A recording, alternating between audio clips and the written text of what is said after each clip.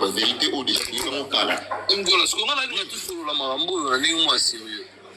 on comprend là étant congolais yo moni gouvernement na yo et ça dit marambo bon tout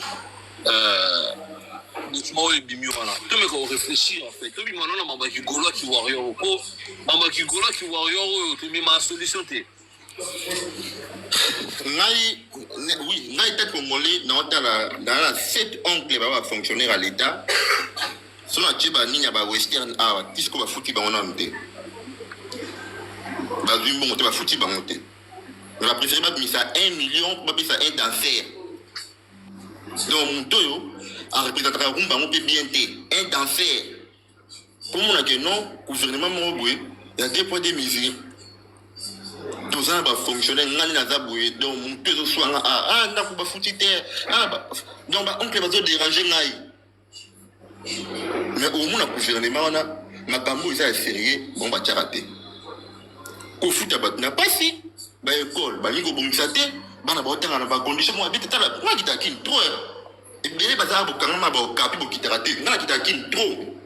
En aimant, on t'aquine à ta 3 fois. Tout le monde a.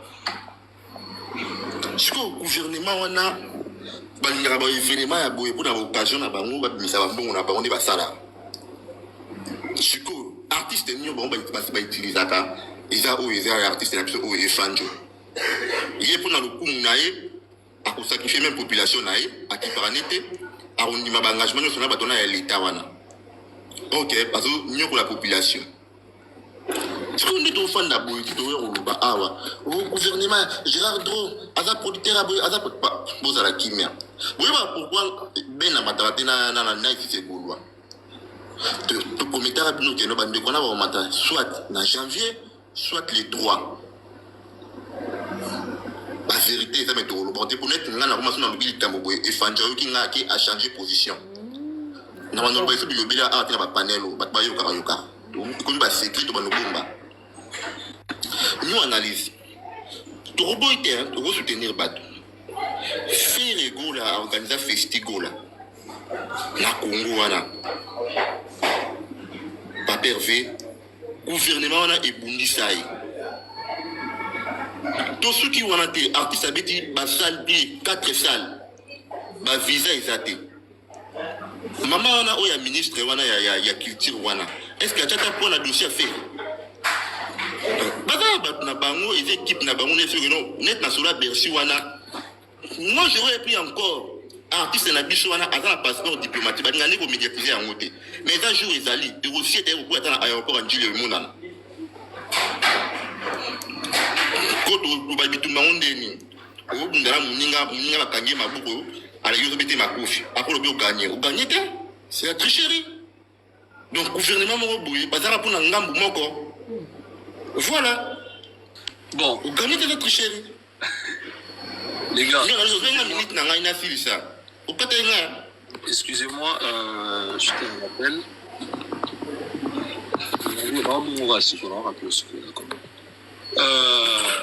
Ngola ouais tokozongela yo minute na esili ndeko taka tu azate totika victimisation s'il vous plaît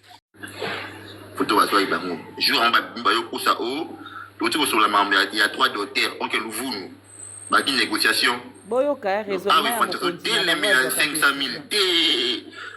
ce producteur en boya boy simba te a boy mais va dépenser les alibélés to kota kuna mungu na gouvernement et zalandeni donc ils ont moins son expression faciale ya fanjo mona que espoir bien bani déjà ti ba potani ti ba yo na 1 million donc on a photo oyo mona o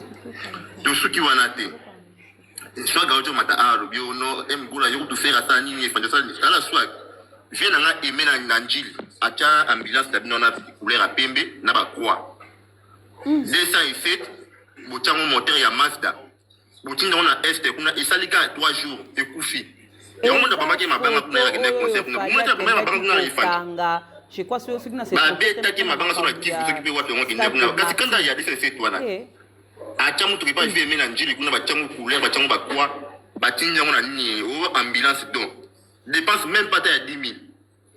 ambulance donc kuna matarana ba kenta ba filmer bachango na ba YouTube tamboli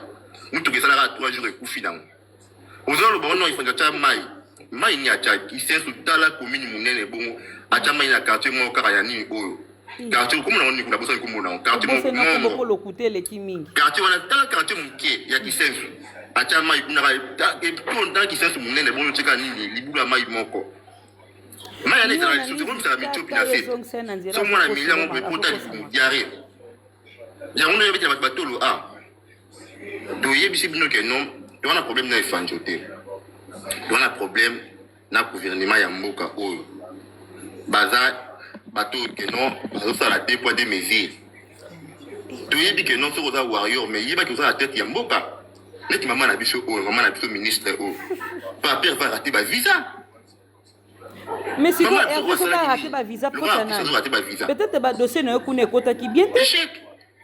to soki wana te mama na biso oyo festigola eye kuna na Congo mama na biso oyo asali ata démarche monte eloko monte ti ba omelancer festigola alobi ata likambo te mama na biso oyo et comme la tour est fatiguée badimisi bayeke non mbongo ekobima wana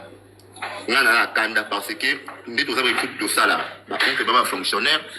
so bazela salaire bango ndako benga nga oyo tofuti ndako te tila biso mbongo ya mwana baolinga na 1 million babisa efanti un danser le roi efanti neti asala mbongo wana nini parce que ye moko 3 producteurs bazowelela